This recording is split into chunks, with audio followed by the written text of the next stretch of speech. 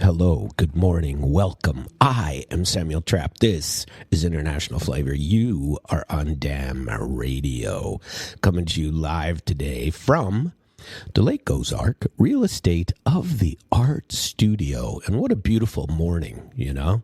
Nice and crispy, cold. I hate the cold, by the way, that. So I was never a huge fan of Florida living down there, and still got plenty of ties down there, and I want to go back because it's warm. But the palm trees, throw in some oak, throw in some nice trees somewhere. I'm so tired of I don't know, palm trees.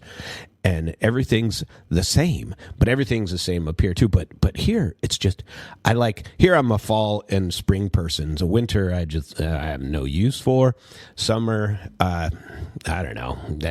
Why am I saying this? I don't really care. If you feel like calling in today, 573-746-8020, I got plenty to talk about. And I've been watching this economic forum stuff, and I was surprised by a speech. And I'm going to play it for you. Yesterday I talked about Mark Carney, and I talked about Canada, and I talked about Canada starting to make deals and diversify, as it were, away from the United States. And not really, but everyone in the world is doing it.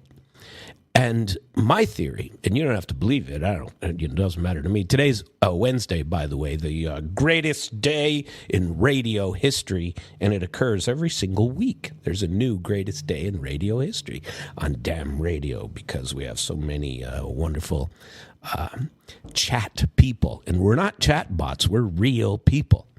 And we're real people with a variety of opinions, and we love to spew them out. I want to spew out some opinions today. I'd appreciate it if you all joined in my charity. We're supposed to go live with the website. It's already up, I believe. Let me digress for just a minute and see if it is, because we are on a roll. We're like butter, and we are on a roll. And, oops, I can't spell, though, and so we cannot get to our web page. And I'm not going to say what it is, although I've said it before. I just don't want to say it and have people not be able to go there, because it's really technically not live yet. But, it's looking pretty fargin' fantastic already. So our modern law ecosystem is also under construction. That is not quite done. And in that one, on the modern law ecosystem, I want to talk a little bit this week about a phenomenon that's gripping the world of AI. And I believe it's a big deal, and you need to join our ecosystem. So I've started a website called the Modern Law Ecosystem. Well, not me. I have partners, and but we've started that. And what we would like to do, well, it's a long story. You know what? And I wasn't going to get into that today, and I'm not. But I wanted to test out, and I've been testing it over the last night, and it's looking fantabulous. It's not quite done, but it does have a blog. It's called Civic Outlaws, and we attack government overreach. We go after them. And this is, you can become a civic warrior by donating to our cause. It's not cheap to keep these people in line. And we do it through sunshine law requests, through filing of strategic suits. We have several focuses that we are making right now: flock cameras, HOA, Missouri alcohol, tobacco control, overreach.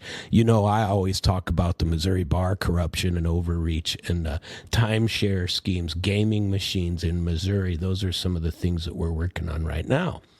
And we're looking for support in this endeavor as we go and attack. And so I want you to know who we are. And the website is just about done, but you got to forgive me, because I've been trying to announce it for a couple of weeks, but it's just not quite perfect, and I'm probably going too far. But it is certainly very well developed, and it is. And I get to thinking about this and go, why don't we just talk about it and say that Civic Outlaws is up and available, and we're ready to go after government overreach on behalf of you. Right now, we're focused on Missouri, Florida, because that's where we have a lot of location, but Illinois too, because we got plenty over there. And we're gonna spread. Our goal is to have offices in every state, and if you got, there's strength in numbers, people, and so we're hoping that you'll become one of our civic warriors, so on Civic Outlaws. And we're going to have beautiful merch for you to buy and stuff like that for our charitable contributions. And we're going to connect with other charities, connect with making movements, connect with funding our own, agitators, our protesters, and we're going to start attacking government overreach where it needs to be attacked, and that is what we do. That's what I've done for Jesus forever. That's part of the reason I believe that they attacked me when I was a lawyer, is because I kept bombarding them with various lawsuits, for government overreach and corruption and BS, and there's still plenty of it going along. And I've been quiet too long about it, and so I'm not going to be anymore. And so we have founded this Civic Outlaws, and you can become a civic warrior by funding us, and we hope that you do. Anyway, I digressed a little bit. We're also going to have the modern law ecosystem, which I read to you the complaint that the Missouri Bar made about me that came from one of our would-be founders. He took the money and ran, is what happened. The guy took the money and ran, and I'll tell you who it is one day, but I'm still struggling with the fact that he did it. But he took the money and ran, and waited for some funding, did very little, if anything. We're currently in a lawsuit, and it's nonsense that these sort of things happen. Anyway, that is not my theme for today. My theme for today was this speech I heard yesterday. I told you about Mark Carney, who is Canadian, of course, and he gave a speech at the Economic Forum. And I'm going to share it with you. It's like 14, 15 minutes. I'm going to share it with you in its entirety because people are starting to say things, and it's and from Canada. This is before we get there. I want to talk about, because we all talk about it on this station. I believe that we are we're very well versed in the world order. The uniparty, the what do you call them? The globalist elites. Sometimes people call them that, and the globalist elites, in my view, are people like Carney, or at least they have been forever. And I believe that, and you can believe what you want. You don't have to believe this. This is just an opposing point of view to many that are spoken. But I believe that mine is pretty well developed and reasonable. Everybody knows I've had a hobby for years of following Vladimir Putin, his rise to power, what he's done. I have watched and listened in Russian. I like to keep my Russian proficiency, and я хочу говорить на русском. I want to speak in Russian, and I have a channel that's in Russian, and I follow this stuff, and I've watched because I was in arms control years ago, and as an interpreter, inspector, escort over here in the United States when people would come over, and it was during the time the wall collapsed in, what was it, 89 or something, is when they took it down. Soviet Union collapsed, the CIS was formed, and there was been horror story for Russia in the 90s, just a horror story. And out of the ashes of that horror story, which we didn't help at all, we went in like corporate raiders and tried to steal all their stuff, and they resented that. And they resented us not, I don't know how to put it. We screwed up By we, I mean the globalist, elitist a-holes. I don't mean me. I didn't screw up. I was sitting there thinking about this the whole time. It's like, geez, what a reversal from what the Soviet Union was. And trust me, they're not going to stay down. I knew enough about Russian people to keep it. Well, this world order theory basically started after World War II.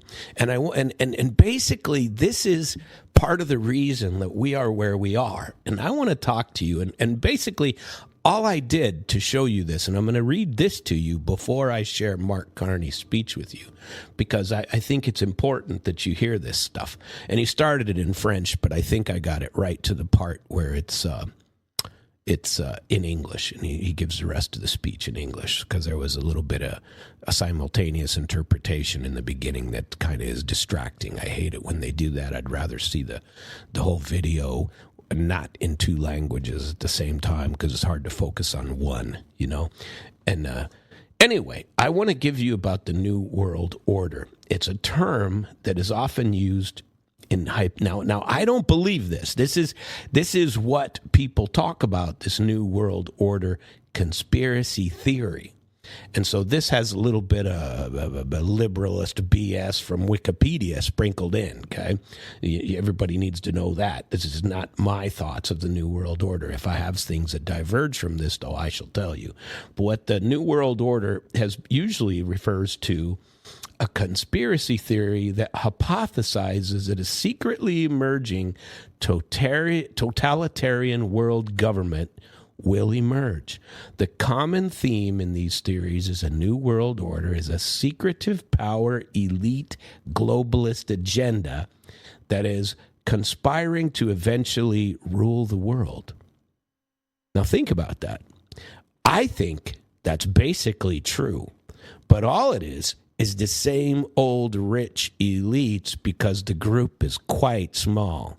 Your 1%ers that have all the money and all the power, and the rest of us, since the Dark Ages, have been fighting this sort of thing and living under their thumb, living under their rules, fighting their wars, because we are expendable trash and they are not.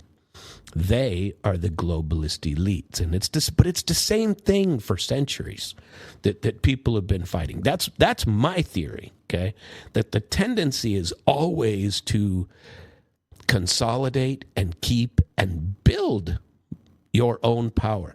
That's what we're watching now. It's no different under Donald Trump than it was under anyone else. It's just the base parties have changed, but up at the top levels, the people who get appointed to run government agencies that stay there after the presidents move on, which is why Donald Trump did one of the very best things that I liked, is he kind of purged a lot of the careerist level of these globalist assholes that they needed to get rid of, right? And so I'm for that. Anyway, the theme continues that one world government will replace sovereign nation states. Now, we're watching that in some degree with what's going on in Europe. They're discovering that they're just pawns in America's game, in NATO, in the EU. Canada has identified the same thing. I told you that yesterday. And an all-encompassing propaganda, which ideology, they don't really care about the ideology. They care about keeping us so distracted that we don't notice that Oz is ruling from behind a curtain somewhere. Pay no attention to the man behind the curtain, because we have globalist, queer boy transgender theory to spread to you, and that's far more important than who's finger puppeting the world from behind the curtain, right? Many influential historical and contemporary figures have been alleged to be part of a cabal that operates through numerous front organizations, NGOs, and to orchestrate significant political and financial events. We're watching this. This is not a conspiracy theory. This is truth. This is what's happening. Okay, it's no longer a conspiracy theory. People know that this is true. That it might take a different form than what they thought it was. It's not a group of people, the same 10 people who meet, though the parties may change, but it's globalist elite a-holes that rise to power through whatever means, and then they get sucked into this cabal of power because they have the ticket to get in the door, which is fabulous wealth. And so they keep it and try to generationally keep it in the same hands. That I absolutely believe in. And that power, getting the blessing of the Republicans that are in power before somebody approves you to be a judge, getting the blessing of those that are a federal judge or even many state judges. I believe Missouri is extremely corrupt in that regard. And I also believe that federally it's the same thing. It's whose ass you've kissed and and it's regionally for federal judges and how they get picked. But it's the same sort of system as you go. Any sort of bureaucratic position, any sort of high level, call it GS 15 and up. You're going to have to kiss the political ass, and certainly in the general ranks, up to the rank of colonel, doesn't matter. After that, you better be licking the butts of power, because that's how it works. You can get 1 star, and by God, if you lick enough ass, you'll get 2. And it keeps on going. I'm not saying these aren't stellar soldiers in many regards, because they are. And, they're very impressive. But don't go thinking that they aren't part of the same sort of military-industrial complex, because that's part of the ticket to get further on as you spread the wealth among those who are already wealthy. That's how you do it. And it's hard to tap in and get into that circle.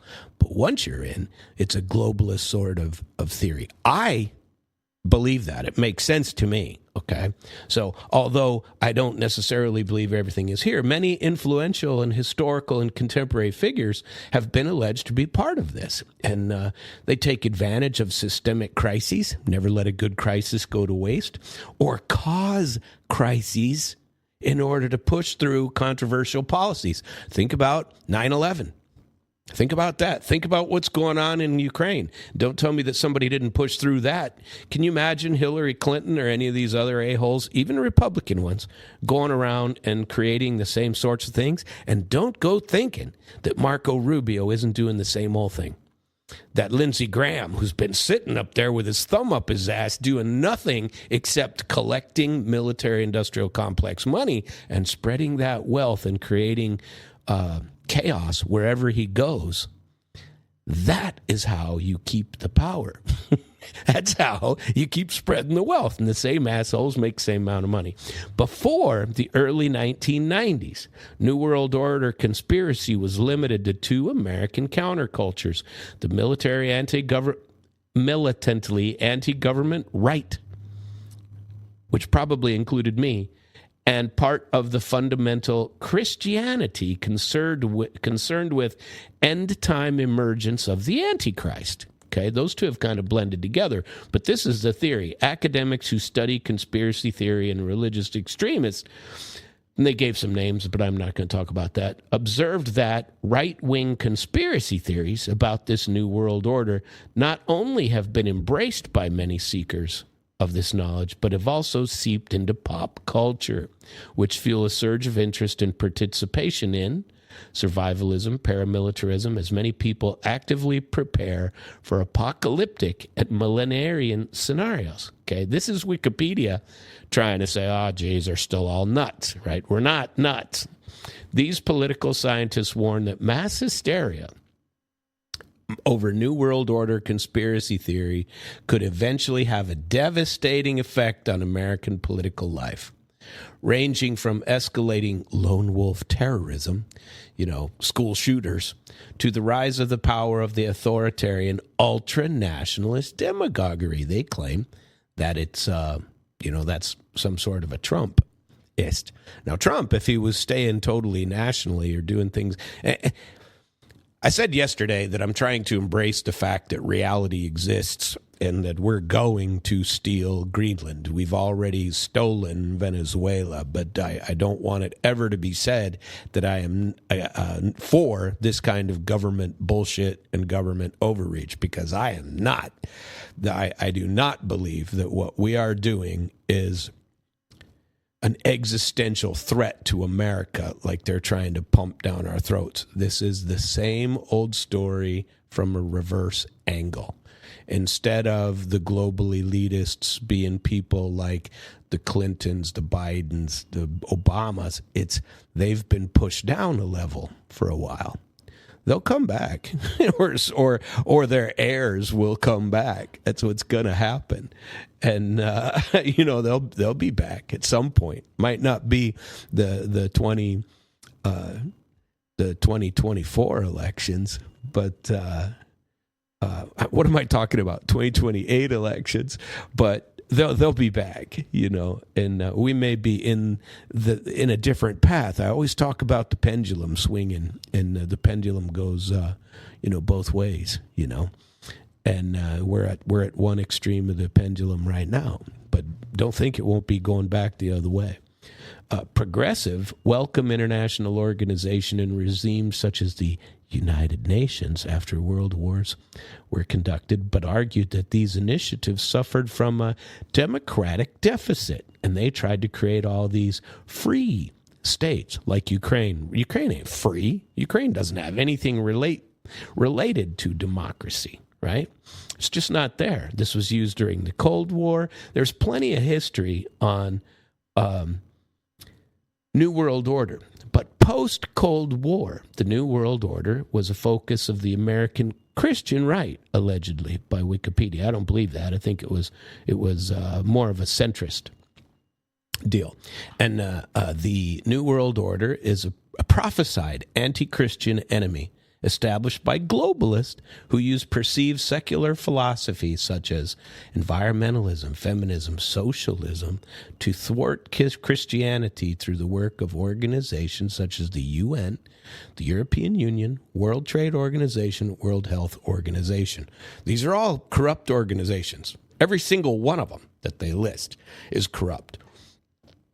Crazy stuff. It's been observed that throughout the 90s, the galvanized language used by conspiracy theorists led to militancy and the rise of American militia movement. And anti-government ideology spread through speeches, rallies, meetings, books. Videotapes sold at gun shows, they allege. Shortwave satellite radio, and now propaganda independent radio.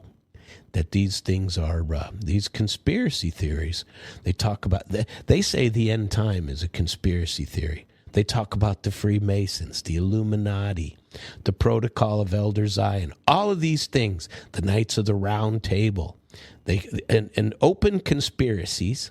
They talk about New Age people, the Fourth Reich, alien invasions, Brave New World, and they put all of these under the umbrella of this New World Order.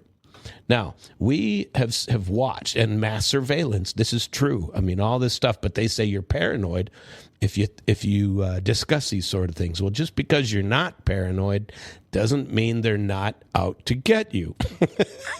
If you're not paranoid, you're living in a dream world of your own creation. Anyway, so the New World Order, we're talking about that. My theory of the New World Order is more of a globalist elite. If you want to call me a conspiracy theorist, great. But I believe that there is some kind of not something that's been around, but it has been around, but it's not the same people, father to son, father to daughter, independent, although big families certainly with generational wealth do have a tendency to be part of this. And, if you can create your own generational wealth, you can get your family into this cabal, okay? I believe that huge money, wherever it comes from, is the entry ticket. And the fact that huge money is coming from so-called third world countries that really are not, I think that's been a problem for these globalist elites that have, done this stuff for years, okay? That's the Sam part of the theory, okay? And most of that with various forms of that, population control, coup d'etat, mind control, alleged conspirators, all these things. I believe in certain degrees, but I also am a realist, and I think so. You want to call me a conspiracy theorist, great. But what I wanted to get to was the fact that with Trump came a huge fracture in this world order because Trump was not allowed to be a part of it. He was a loose cannon. He was the grenade with the pin already pulled and somebody just holding on the clip. And that is Donald Trump. And he has been doing things that do not comply with the rest. He has focused it back to America. And you can like that. I don't really like what he's doing internationally. I've been pretty clear about that. And, regardless of some of the justifications for what people have made, that, oh, geez, it's an existential threat. China, Russia, existential threats to the U.S. Bullshit. And that's crap. And basically, if we would economically work with and not against these two great powers, the three of them, and people have alleged also that Xi Jinping, Vladimir Putin, and Donald Trump could form a triumvirate that really could create a new world, safe, peaceful order. The trouble is the safe and peaceful never remains ultimately safe and peaceful. But that for a couple of generations, if the three of them would get together and create something, and I would say you would have to add somebody like a Modi from India, maybe some of the BRICS countries. Remember me telling you about being at the BRICS conference in Kazan, Russia last year, and getting interviewed by a fake Vladimir Putin. I was holding a photo of Putin, and it was like I had to speak to him. And they asked me, and I said, well, in 10 years, could America join BRICS? Frankly, I think that is, and that was my instinct way back then. You need to join these type of things that are focused on economic power. You don't need to lone wolf it like we're doing and creating in the U.S. Okay, and so with all that and the SAM backdrop of what I believe the New World Order could or should or is, and I'm open to discussion on that. I like that sort of theory. I want to share with you Mark Carney's World Economic Forum speech, okay, which just happened yesterday, okay, and it's about a new world order. It was at the annual meeting in Davos, World Economic Forum. Donald Trump is going to speak there. I hope I haven't missed it, but I really haven't paid attention to the schedule, and I'm doing most of it through YouTube. This is out on YouTube, and a lot of people need to pay attention to Davos. Ukraine has been shuffled off to, a much lower priority in the agenda. And the agenda is Greenland, world power, sovereignty of many types. And so Mark Carney gave a speech yesterday. He's a Canadian Prime Minister, I think is his title. Don't quote me on that. They could call him something else now. I haven't really paid much attention to this guy. But he spent some time in China. Like I told you yesterday, and I followed that speech yesterday. I walked you through what I believe his name was Jansen, a guy on YouTube, spoke about Canada diversifying away from the United States, and that is also happening. And what we are causing, and when I say we, Donald Trump in this instance, what our country is doing in talking about seizing Greenland and that being an existential threat, bullshit, it's not. Seizing the Venezuelan government, claiming it's a drug war, that is bullshit too. That's not true. And I'm not saying they don't shuffle off drugs, but there are far greater countries in the same region of South America that do it 10 times better than Venezuela ever did. And you justify it by by arresting a guy out of your jurisdiction and creating law that doesn't exist to keep him. But the real thing is the same old regime change that America engages in to keep its power. And the reason is all economic. Don't go thinking this is anything other than economic theft. We've stolen the oil and all of the rich resources of Venezuela, and we're putting in a puppet government that will support America, period. And that is what we have done. And we have done it in a quiet and in a way that Russia hasn't been able to do with Ukraine. But it's the same sort of, we aren't putting up with this on our border. And so America can't really complain about what Russia is doing in Ukraine, right? So with all that being said, I speak way too much, but it's my radio show. So there you go. I've given you a very good, I believe, view of Samism. We can call it the theory of Sam, that you can put in your pocket and choose to believe it or not believe it. But now we're going to listen to Mark Carney. And this is about a 15-minute deal, and we will probably listen to all of it because this is important. Pay attention to what he said here. It seems that every day we're reminded that we live in an era of great power rivalry, that the rules-based order is fading, that the strong can do what they can and the weak must suffer what they must. And this aphorism of Thucydides is presented as inevitable, as the natural logic of international relations reasserting itself. And faced with this logic, there is a strong tendency for countries to go along to get along, to accommodate, to avoid trouble, to hope that compliance will buy safety. Well, it won't. So what are our options? In 1978, the Czech dissident Václav Havel, later president, wrote an essay called The Power of the Powerless. And in it, he asked a simple question: how did the communist system sustain itself? And his answer began with the greengrocer. Every morning, this shopkeeper places a sign in his window: "Workers of the world unite." He doesn't believe it. No one does.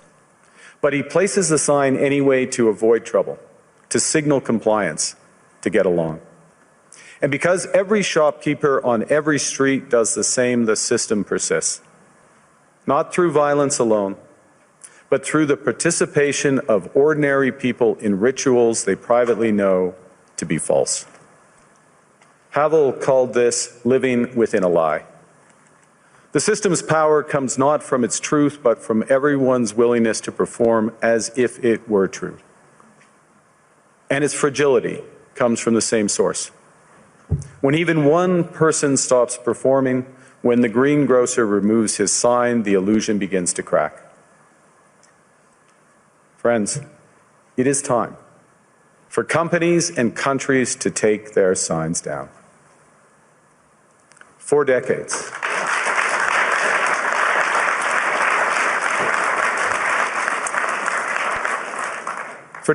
countries like Canada prospered under what we called the rules-based international order. We joined its institutions, we praised its principles, we benefited from its predictability. And because of that, we could pursue values-based foreign policies under its protection. We knew the story of the international rules-based order was partially false, that the strongest would exempt themselves when convenient, that trade rules were enforced asymmetrically. And we knew that international law applied with varying rigor depending on the identity of the accused or the victim. This fiction was useful, and American hegemony in particular helped provide public goods, open sea lanes, a stable financial system, collective security, and support for frameworks for resolving disputes. So we placed the sign in the window. We participated in the rituals, and we largely avoided calling out the gaps between rhetoric and reality. This bargain no longer works. Let me be direct. We are in the midst of a rupture, not a transition. Over the past 2 decades, a series of crises in finance, health, energy, and geopolitics have laid bare the risks of extreme global integration. But more recently, great powers have begun using economic integration as weapons tariffs as leverage, financial infrastructure as coercion, supply chains as vulnerabilities to be exploited. You cannot live within the lie of mutual benefit through integration when integration becomes the source of your subordination. The multilateral institutions on which the middle powers have relied, the WTO, the UN, the COP, the architecture, the very architecture of collective problem solving are under threat. And as a result, many countries are drawing the same conclusions, that they must develop greater strategic autonomy in energy, food, critical minerals, in finance and supply chains. And this impulse is understandable. A country that can't feed itself, fuel itself, or defend itself has few options. When the rules no longer protect you, you must protect yourself. But let's be clear-eyed about where this leads.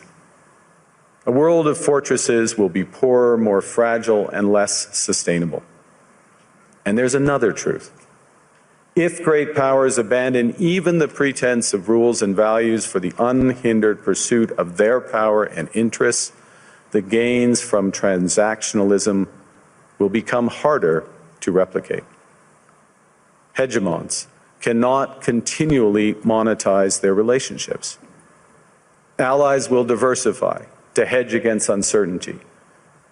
They'll buy insurance, increase options in order to rebuild sovereignty. Sovereignty that was once grounded in rules but will increasingly be anchored in the ability to withstand pressure. This room knows this is classic risk management. Risk management comes at a price. But that cost of strategic autonomy, of sovereignty, can also be shared. Collective investments in resilience are cheaper than everyone building their own fortresses.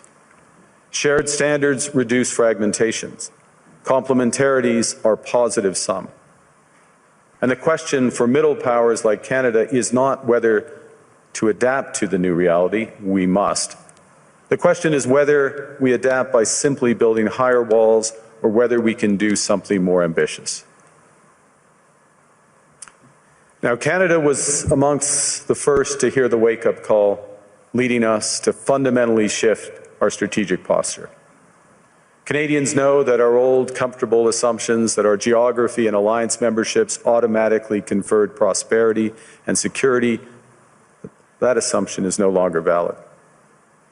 And our new approach rests on what Alexander Stubb, the President of Finland, has termed value-based realism. Or to put another way, we aim to be both principled and pragmatic.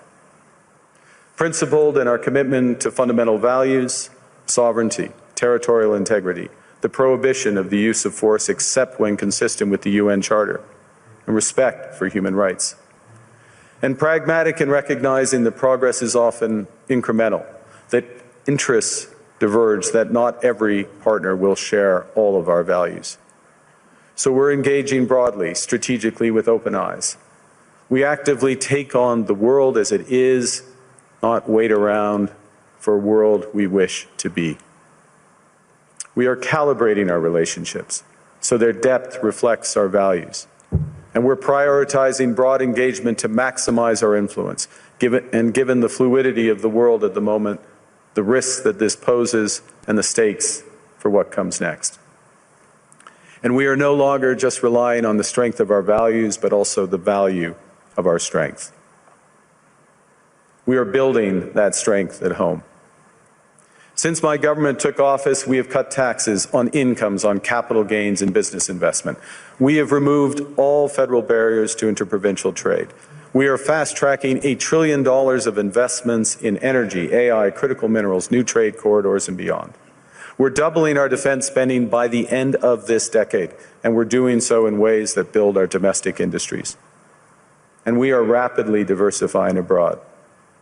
We've agreed a comprehensive strategic partnership with the EU, including joining SAFE, the European Defence Procurement Arrangements. We have signed 12 other trade and security deals on 4 continents in 6 months.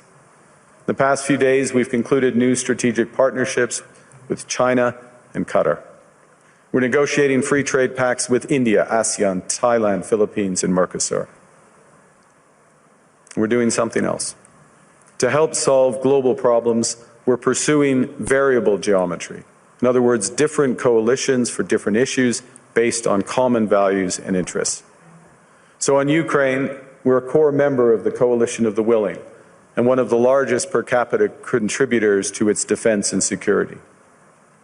On Arctic sovereignty, we stand firmly with Greenland and Denmark and fully support their unique right to determine Greenland's future.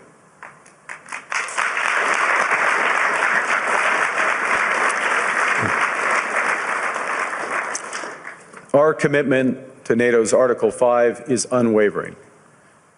So we're working with our NATO allies, including the Nordic-Baltic 8, to further secure the alliance's northern and western flanks, including through Canada's unprecedented investments in over-the-horizon radar, in submarines, in aircraft, and boots on the ground, boots on the ice. Canada strongly opposes tariffs over Greenland and calls for focused talks to achieve our shared objectives of security and prosperity in the Arctic. On plurilateral trade, we're championing efforts to build a bridge between the Trans-Pacific Partnership and the European Union, which would create a new trading bloc of 1.5 billion people. On critical minerals, we're forming buyers' clubs anchored in the G7 so that the world can diversify away from concentrated supply. And on AI, we're cooperating with like-minded democracies to ensure that we won't ultimately be forced to choose between hegemons and hyperscalers. This is not naive multilateralism, nor is it relying on their institutions. It's building coalitions that work, issues by issue, with partners who share enough common ground to act together. In some cases, this will be the vast majority of nations. What it's doing is creating a dense web of connections across trade, investment, culture, on which we can draw for future challenges and opportunities. Argue the middle powers must act together because if we're not at the table, we're on the menu. But I'd also say that great powers can afford for now to go it alone. They have the market size, the military capacity, and the leverage to dictate terms. Middle powers do not. But when we only negotiate bilaterally with a hegemon, we negotiate from weakness. We accept what's offered. We compete with each other to be the most accommodating. This is not sovereignty. It's the performance of sovereignty while accepting subordination. In a world of great power rivalry, the countries in between have a choice: compete with each other for favor or to combine to create a third path with impact. We shouldn't allow the rise of hard power to blind us to the fact that the power of legitimacy, integrity, and rules will remain strong if we choose to wield them together. Which brings me back to Havel. What does it mean for middle powers to live the truth? Well, first, it means naming reality. Stop invoking rules-based international order as though it still functions as advertised. Call it what it is: a system of intensifying great power rivalry where the most powerful pursue their interests using economic integration as coercion. It means acting consistently, applying the same standards to allies and rivals. When middle powers criticize economic intimidation from one direction but stay silent when it comes from another, we are keeping the sign in the window. It means building what we claim to believe in. Rather than waiting for the old order to be restored, it means creating institutions and agreements that function as described. And it means reducing the leverage that enables coercion. That's building a strong domestic economy. It should be every government's immediate priority. And diversification internationally is not just economic prudence, it's a material foundation for honest foreign policy, because countries earn the right to principled stands by reducing their vulnerability to retaliation. So Canada, Canada has what the world wants. We are an energy superpower. We hold vast reserves of critical minerals. We have the most educated population in the world. Our pension funds are amongst the world's largest and most sophisticated investors. In other words, we have capital, talent. We also have a government with immense fiscal capacity to act decisively. And we have the values to which many others aspire. Canada is a pluralistic society that works.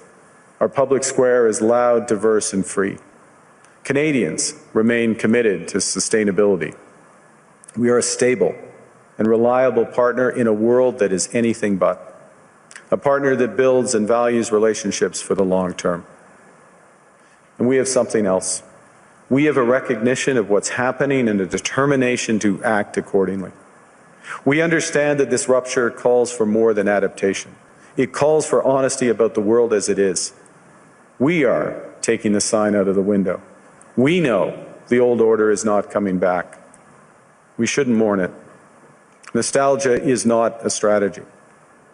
But we believe that from the fracture, we can build something bigger, better, stronger, more just. This is the task of the middle powers. The countries that have the most to lose from a world of fortresses and the most to gain from genuine cooperation. The powerful have their power. But we have something too. The capacity to stop pretending, to name reality, to build our strength at home, and to act together. That is Canada's path. We choose it openly and confidently, and it is a path wide open to any country willing to take it with us. Thank you very much.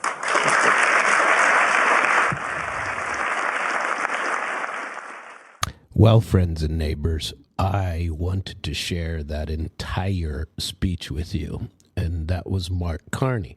Now, I haven't been the greatest of Mark Carney fans. You know, I'm not. He's certainly better than Justin Trudeau, who, by the way, is dating, I forget, who is it? He's dating somebody, some music star here, some pop music star. I forget her name. I forget which one, but I always thought he was, truthfully, I thought he was gay. But I don't know. Never really paid much attention. But at any rate, I thought it was that speech. Think about this. Think about what he said, what he admitted about the world that we have all been saying for years. The sign in the window metaphor. I like that. You know, and that truly is one of the reasons why these sorts of New World Order, these sorts of, I don't know what, emphasis on, you know, the world that you think it ought to be, you know, and of course he was slamming communism and talking about communism. Frankly, systems of government all have their pluses and all have their minuses. If you think that democracy means that we're better than everybody else, you better think again. You know, having lived in Qatar where they have a prince and generally levels of and structure of, well, I don't know, race-based activity, which they really do, and laws that I might not approve of. You know, I've told you the story about traffic light cameras, which I strongly oppose, and I always did when practicing law in the United States. I remember Canada had these stupid traffic light cameras, and they would trying to charge people with a crime in a traffic light camera based on the license plate. And, well, there's no person. You can't identify the person driving the car. You know, how the hell are you going to charge somebody with a crime? You're going to charge a car with the crime?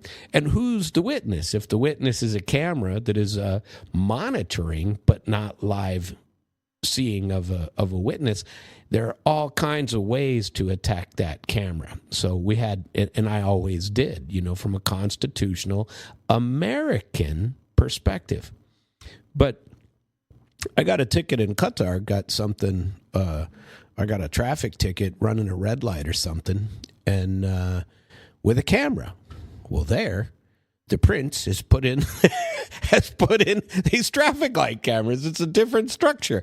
You just pay the ticket and move on. There's no constitutional, oh, jeez, or who's the witness? Where's the arguments just fall flat. And and Qatar is a fantastic country. I loved living there for the year plus that I lived there.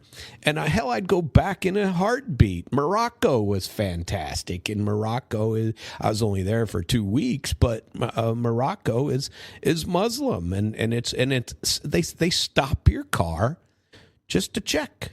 There's there's roadblocks all over the place, and there's police. They don't chase people down the road. They stop. They're parked in little places along the road, and every day they go to a different place. And if you happen to go past there, you will be stopped. And they will ask to check your documents and blah, blah, blah. In Russia, if somebody comes up and asks you to present your papers, you do it. Here in America, you'd go, oh, my God, why are you stopping me? That's not so in other countries, but they're still fantastic countries. It's just a different structure. You live in the reality that you are presented. And for Americans, this is somewhat hard because, we have been taught our entire lives that we are superior to everyone else. We just happen to live in the richest. We can say we're the best, but trust me, other countries don't like us. Plenty of other countries don't like us. And because of that, we think we're American exceptional. And in some respects, we are. But when you go to a different society, you have to live according to the rules of that society. And good neighborliness is a concept that everyone needs everyone in every nation, everywhere. You can be as nationalist as you like. And I like that. I want to focus on doing better for America. And on the Trump agenda for that, 90% of it I back. I think this ICE stuff is a little bit nonsensical. It's gone a little too far, in my opinion, but I can live with that because there's so many other things that are so much better than when Joe Biden was in office. You know what I mean?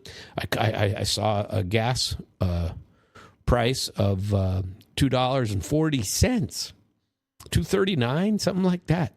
I was like, holy crap. But what we've done is we've stolen 50 million barrels of oil from Venezuela because our southern refineries, which are built to process that oil, we're living with that oil being taken to other ports. And the U.S. doesn't have the oil to supply because of a lot of, environmentalist stuff and for other reasons. And that is the reason we are in Venezuela, okay? And Trump was very direct about it. We're stealing their oil. That's what we're doing. Canada, he just like narco-terrorism was the fake. Let's. I'm not saying it's fake. I'm not saying there aren't. I don't call it terrorism. I call it narco trafficking. But they use that as a pretext to attack and to arrest a sitting president. And that was a shock to the world. I think that's part of the reason for Mark Carney's speech. The UN. That's for other people. That's not for the U.S. We don't have to follow that. We can bitch about it if somebody else doesn't. But Carney admitted that the problem that all the middle countries had for years is that this rules-based order didn't apply the rules equally. Russia's been saying that for years. So have many other countries. You guys are a joke. You create rules that everyone else has to live by, but you never live by them. You regime change all the time. You do it all the time, and we aren't in that. We have existential threats to our security when you build NATO all the way up to within striking distance of Moscow. And we've been telling you for 30 years not to do it, and you wonder why we're making a stand.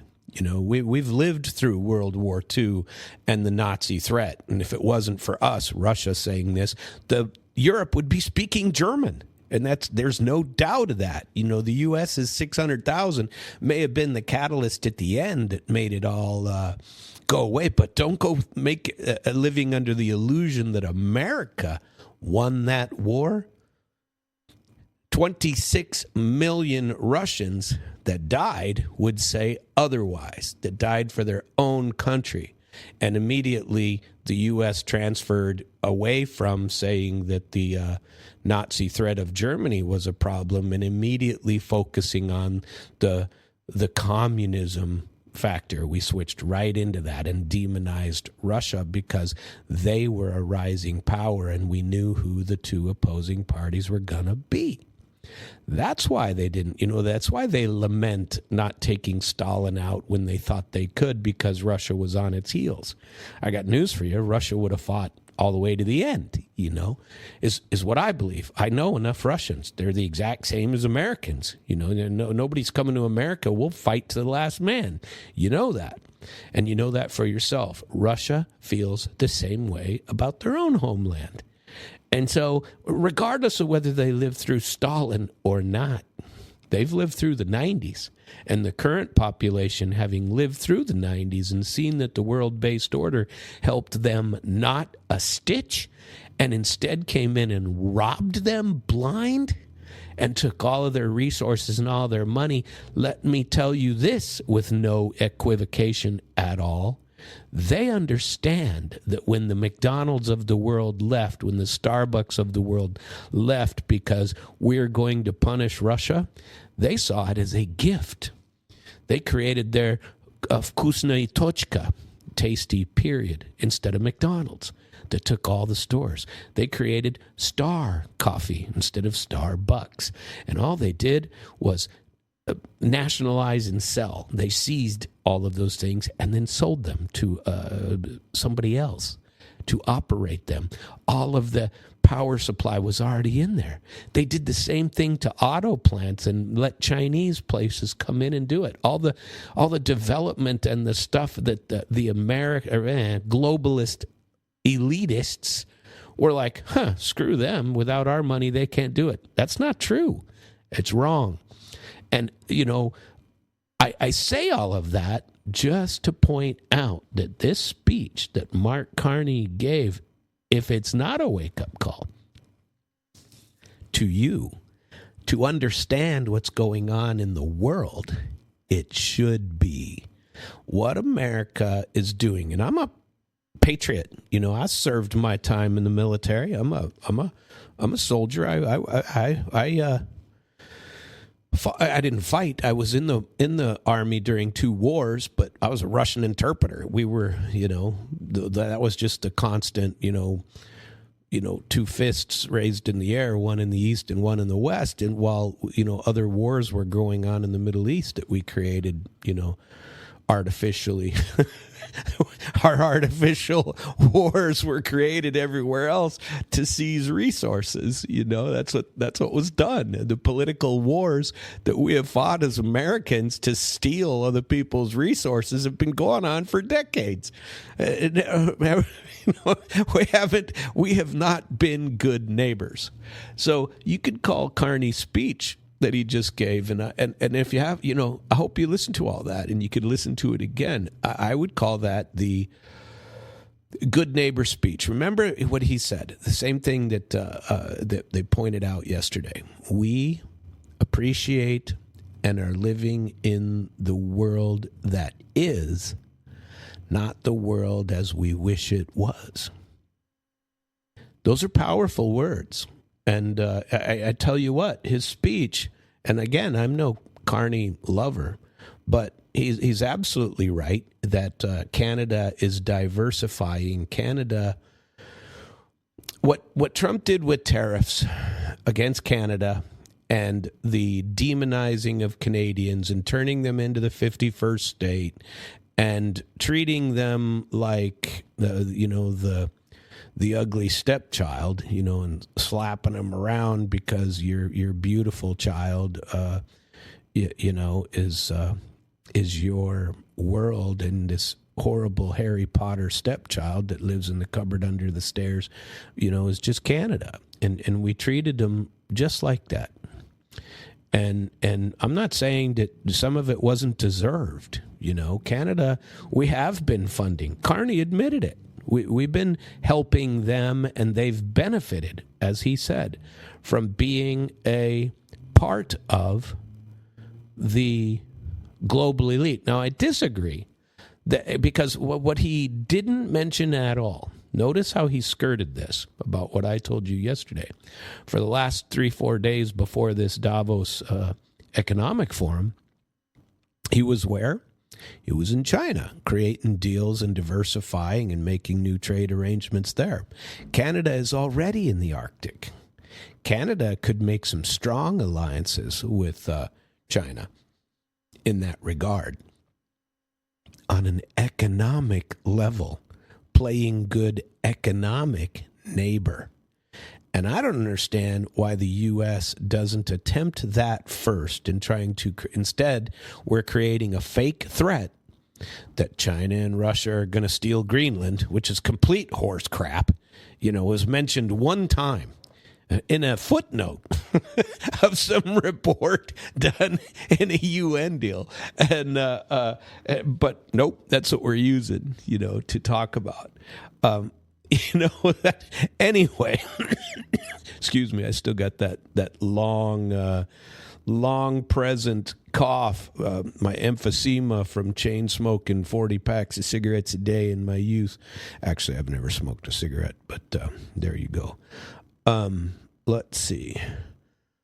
I was sent a wonderful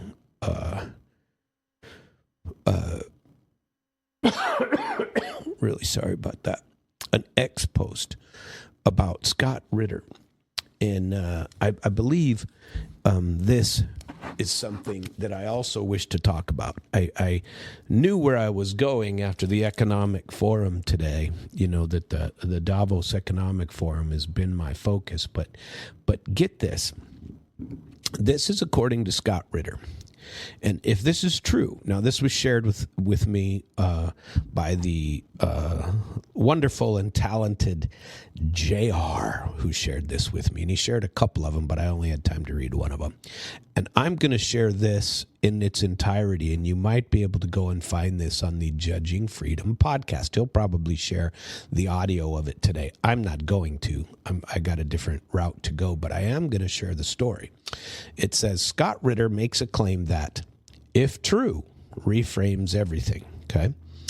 And Scott Ritter, who I interviewed just the one time, I'd like to interview him again. Maybe I'll try to get him on this program again and see if I can get a good interview with him.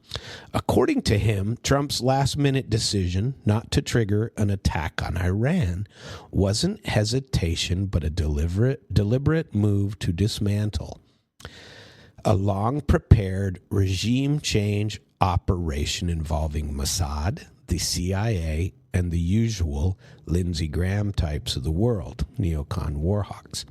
The way Ritter describes it, Trump allowed these actors to believe that he was aligned with their objective. At Mar-a-Lago, he came to an agreement with Netanyahu. He let them plan, activate networks, and position assets. In other words, he let the operation reach the point of maximum exposure, and then, at the last minute, he didn't pull the trigger. Iran, allegedly alerted by Russia with Trump's knowledge, we wonder, moved in time to dismantle the entire covert network. Assets were rolled up, communications compromised, entire infrastructure was destroyed. Keep in mind that these kinds of intelligence networks take years to form, sometimes decades to build, so once exposed, they don't simply get rebuilt. The capability itself disappears.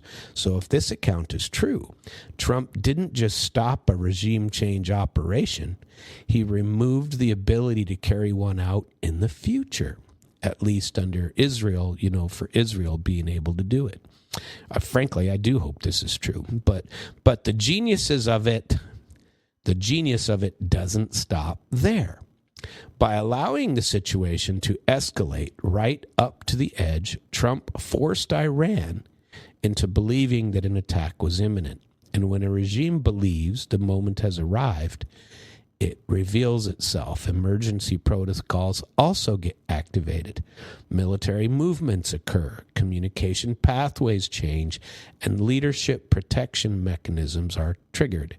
In other words, Iran shows its capabilities in its hand. And who's going to support them, I would add. That response, how they move, what they protect, what is prioritized, what is triggered, is priceless from an intelligence point of view, which you only get when the other side believes the threat to be real, right? Israel and its intelligence hawks were allowed to overextend themselves and expose their own covert machinery. Iran was pressured into revealing its defensive response and what it would be. No war was launched, no missiles were fired, but the strategic balance has completely changed. If this was a carefully premeditated plan by Trump, as Ritter suggests, then it was just a genius move. Warmongers themselves were neutralized. The adversary was exposed, war was avoided, and Trump walks away holding all the leverage. Strategically, that's a masterful move, and it's why Trump continues to confound both his enemies and his allies. And I don't know. That's people are going to claim that's a conspiracy theory. I can see it as being, everybody says, most notably JR, he and I argue, friendly sorts of arguments all the time because he disagrees with things that I say. I disagree with some of the things he says, but I love listening to him. And I like differing opinions. I have no problem with it, and I consider him a long time and very good friend. And I know he disagrees with me on some of the stuff that I like to spew out.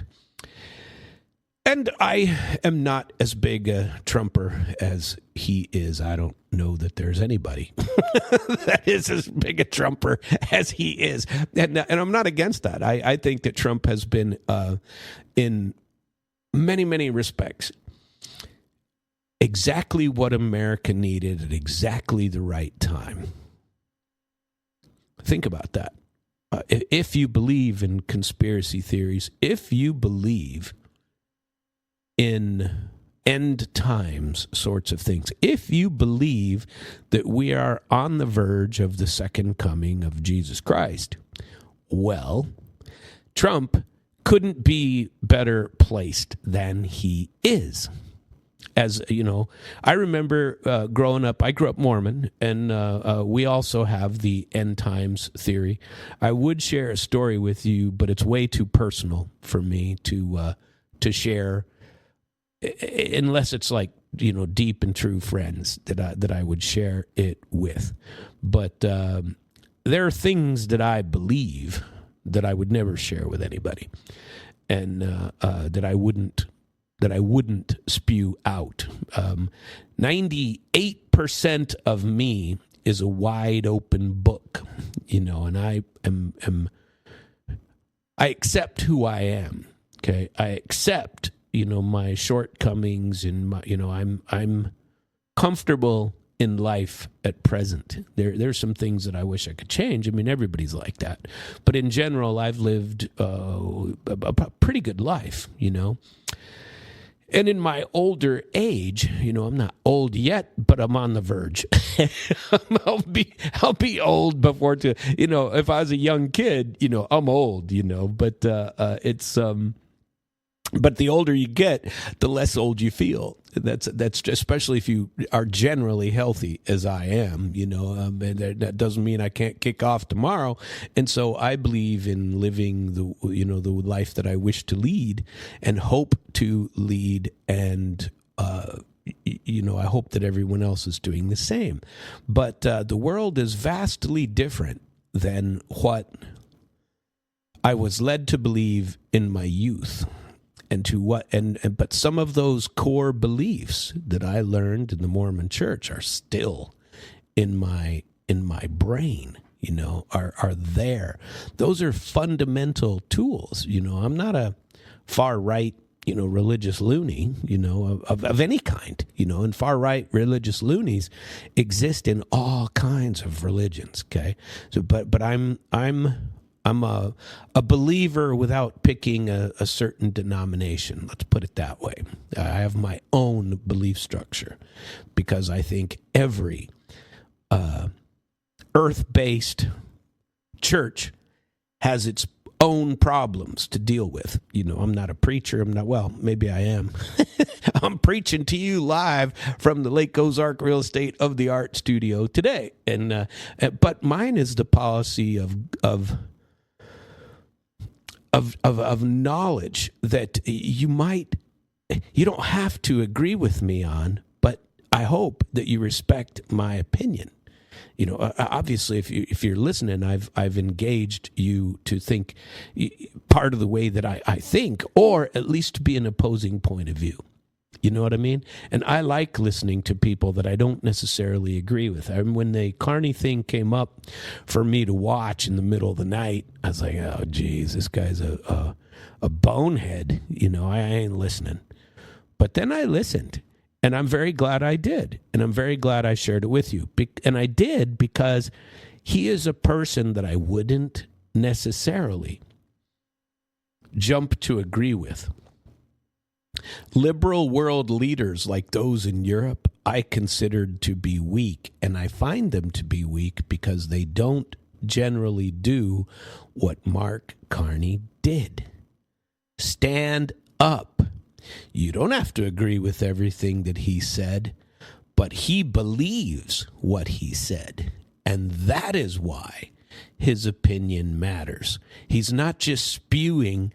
Anytime Hillary Clinton opened her mouth, I didn't believe a word of it because she didn't believe a word of it. She was a used car salesman selling crap to make sure that her generational wealth for her family was funded by money from those who fund NGOs and the government. What did her daughter get? How many millions did her daughter get from the U.S. government? Never have to work again? Did you think they funded their family for generations? Do you think there's generational power now in the Clinton family that didn't exist before they took some form, before they convinced Arkansas to elect them? And before they, did their political ass kissing? That is the game in democracy. That's the game for the huge power. If you lick the right rear end, you can have that power. You can get elected to Congress and be fabulously wealthy. That's how it works. And you can go in extremely poor, and when you leave, you're a multimillionaire. And hopefully you have enough to fund your family for generations. The same is true state of Missouri. Same is true in many states. This is the reason why I'm creating, and we have created, Civic Outlaws. We wish to go after that kind of thing. We wish to expose that kind of thing. We wish to use Sunshine Law and Freedom of Information Act documents to obtain information that is extremely useful.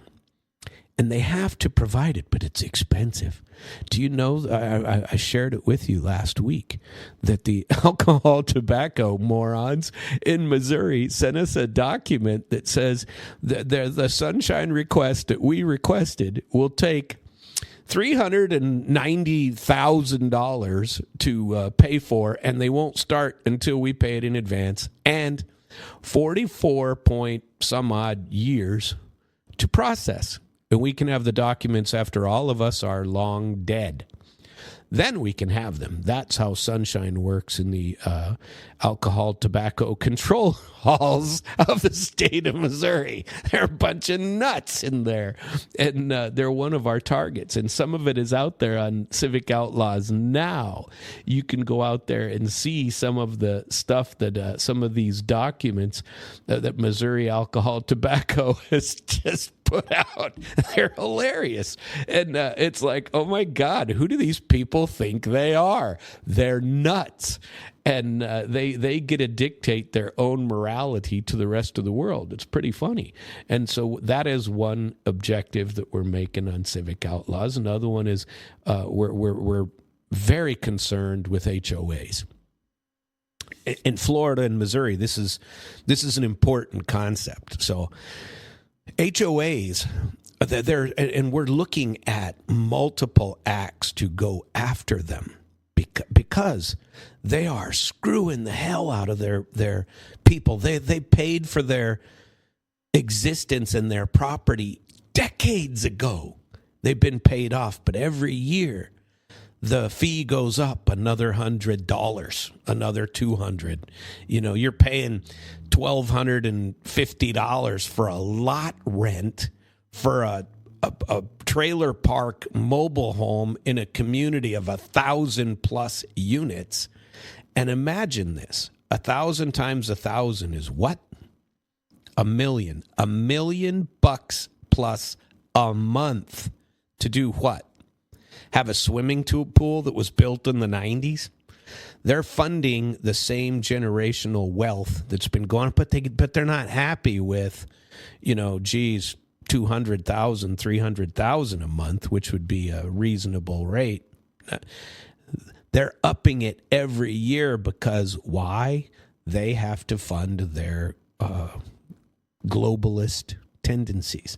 They're building generational wealth by theft from everybody else, by profit margins that instead of being 10, 15, 20%, they're 500%. That's nonsense. I have no problem with people making money. I that's the world we live in. You have to make money. You have to survive. But screwing people, that's what we're against. And mostly from governmental and quasi-governmental organizations. This is what I'm talking about. I'm sorry, I got myself distracted because I live Civic Outlaws sorts of things just about all day long. And we're creating this modern law ecosystem that is going to be and we're very, very close. We're starting it, but we're still doing a little bit of research on it, and it allows for. Well, I'll tell that story another time. Let's get back to Mark Carney, but I definitely want to share that with you. And I think that on Wednesdays, especially when people are listening to damn radio in larger numbers, because it's a big day, people start listening in the early in the mornings. And not that I have a decent amount of people that listen to me anyway. I don't have any trouble with that, and I do it. I would babble anyway because I like doing it, and I hope that you also appreciate where I'm coming from. And this Mark Carney thing from today and what America is doing, and where I wish to focus back to, aside from getting distracted like I often do from my own. When my brain wanders, I go with it. I just go with it. And sorry, that sometimes leads to a bit of a disjointed show. But Civic Outlaws is very important to me. And Civic Outlaws is something that is going to be a huge endeavor. And it's charity, 501c3. We got all of our documentation, and we are ready to go. And we are almost done with pulling the trigger. And if you want to be a civic warrior, you can support us. And all of that is like 98% live. We just have a little bit of fine-tuning to go. And I think it's important because when we look at the world as it is today, government overreach is a fact of life. What Trump did in Venezuela, what he's planning to do, for me, it's a foregone conclusion. He already said it. One way or the other, we're taking Greenland. We're going to come in and, if we have to murder 56,000 Greenlanders, well, so be it. It's America. It's America's destiny we're manifest destiny to own Greenland, I suppose. And what are we going to do about Canada with Mark Carney saying what he just said? He said that because Trump is supposed to speak today too. Or is it tomorrow? Trump's speaking this week. We will. I'm sure if I don't, JR will share the entire statement of Trumpster. Because Davos is a big deal, and I would love to be at the World Economic Forum. I'd love to be a fly on the wall in there and to talk to some of the interstellar levels of people in there. But Mark Carney said what many people, including me, are thinking, that you don't just create rules for others that you don't have to live by. And I see how quiet he was about the fact that he admitted it. He said, we don't always follow them ourselves, basically, because the U.S. has led it. And, if you agree, well, you don't say anything. And we agreed with pushing Russia to the brink. We agreed with creating an enemy that didn't exist in Russia, but now we're often joining forces with China. In the Arctic Circle, think about it. If Canada joined Russia and China and India in creating something, what would that do to the U.S.? I mean, frankly, creating it as a military sort of existential threat to America, which I disbelieve, I think is a foolish move. I think it would have been, and maybe, I've had people tell me, a lot of people, and I don't believe in this type of, I don't believe in position-based bargaining, which Trump truly believes in.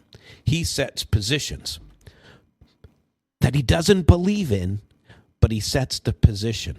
The position is we have to control the Arctic, and in order to do that, we must have Greenland. But he don't believe that. He's lying to you.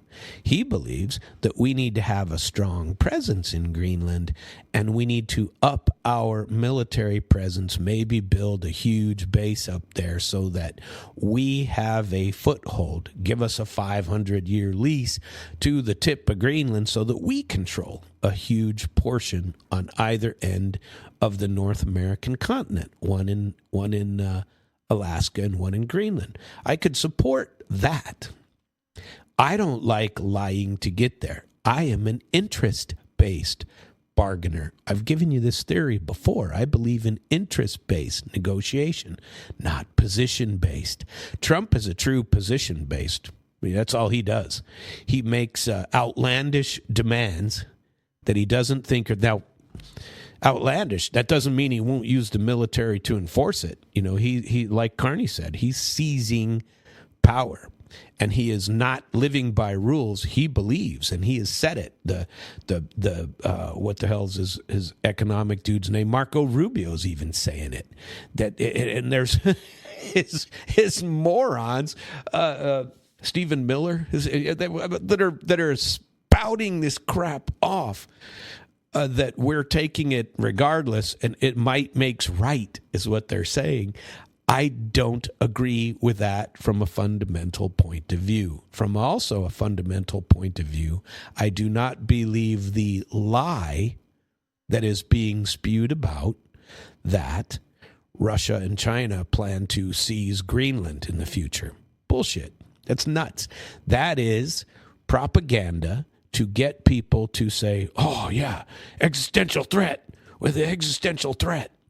Where some lone geopolitical commentator said, what if China and Russia got together and took Greenland? Wouldn't that suck? And you can, and then taking that statement made by one lone wolf moron from far away with a paper to sell and turning it into your belief structure for seizing a sovereign state, another sovereign state. I think the seizing of Venezuela was a huge mistake and a wake-up call to the rest of the world that rules absolutely do not count. If they can do that to Maduro, who else can they do it to? Which, by the way, is the only reason that Marco Rubio and Lindsey Graham convinced Trump that this was the right move. And they lost, the globalist elite people lost in Ukraine. They've lost. They couldn't put up, so they had to shut up. So the backup plan is, Jesus, we got to seize oil in, we've lost over there. We have to seize, we're not pushing Russia down. We need to focus on our own hemisphere. That I agree with. I think we ought to pull back all the 750 military bases around the planet. I'm very much against. The middle states, the Carneys of the world, creating a core. Some of what he said, we can't each individually beg for recognition from the hegemon. We have to work together to resist such things, like stealing Greenland. I think if you call it a position-based bargaining, that what Trump is doing in Greenland is a mistake. And in this one, they should be interest-based bargaining and not setting ridiculous positions that you're not going to stick with. And imagine you're in a car accident. You got a little fender bender, and your back is sore, and you go to a chiropractor for a couple of weeks. The position-based bargaining is knowing that you got $1 million policy from the guy who rear-ended you, and making a position that your claim is worth $1 million. Why is it worth $1 million? Because there's a possibility you might get $1 million if you were really injured. Does that mean you're going to get the $1 million? Absolutely not. That's position-based bargaining. Interest-based bargaining would be, I got these damn chiropractor bills that have never been paid, and I got some collection agency calling me. I want these assholes to quit calling. The position-based bargaining of saying, well, they owe me $1 million isn't going to get that resolved. But the interest base is, look, my interest, I just want these people to quit calling me. You got to reasonably settle this claim for me, and I'm not asking for $1 million. But geez, how about 30,000? 10 for the chiropractor, 10 for the lawyer, and 10 for me. If you do that, I'm out. And generally, that interest, those interests, you had to hire a lawyer because they won't pay you. They'll give you $1,000 if you don't have a lawyer. So you had to have a lawyer. That lawyer costs money. That increased the value of your claim. Remember, the position-based bargaining is the same in the other direction, by the way. The insurance company is going, these people are all fakes. We're not paying them.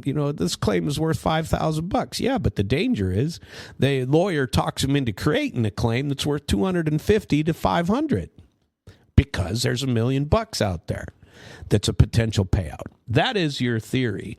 And I believe that Trump and company are very seriously creating an error in the way they approached Venezuela and what they are currently doing about Greenland. And I'm very eager to hear Trump's full speech at the Davos Economic Forum. I will hopefully share that with you on my last day of the week tomorrow morning. I hope to pay attention to that. Well, I hope you've enjoyed the program. This is International Flavor. I am Samuel Trapp. Come to you live every morning from the Lake Ozark Real Estate of the Art Studio, Monday through Thursday. You can follow us at damradio.com/live and listen to the other great programs. My programs are always stored at internationalflavor.com, usually within a half an hour to an hour of the program. I get them uploaded out there, and you can always go back and listen to things that I've had to say at internationalflavor.com. And I hope you listen to us. Today's the biggest day in radio. It's Wednesday. And next week will be another Wednesday, which will be the biggest day in radio. And so this is the biggest day in internet radio, let's say. And you can always listen and find our schedule at damradio.com/schedule. And I hope that you do. It has been a very pleasant morning. I hope you have a great mid-Missouri day. Looks like we have a snowstorm coming for the weekend is what I've been hearing, but those things are always lies. You know, it never goes as they say. They're hedging their bets too. That's just what people do. I believe in direct knowledge. So, you know, there's the joke that Wilt Chamberlain allegedly, a fan went up to him and said, hey, how's the weather up there? And he said, it's raining, and spit on him. That's reality, folks. Actually, I don't know if that's reality. That could be a complete lie. But I heard that joke years ago and thought it was appropriate for today's program. Thanks for joining me. I hope you join again tomorrow and every Monday through Thursday. Have a very nice day.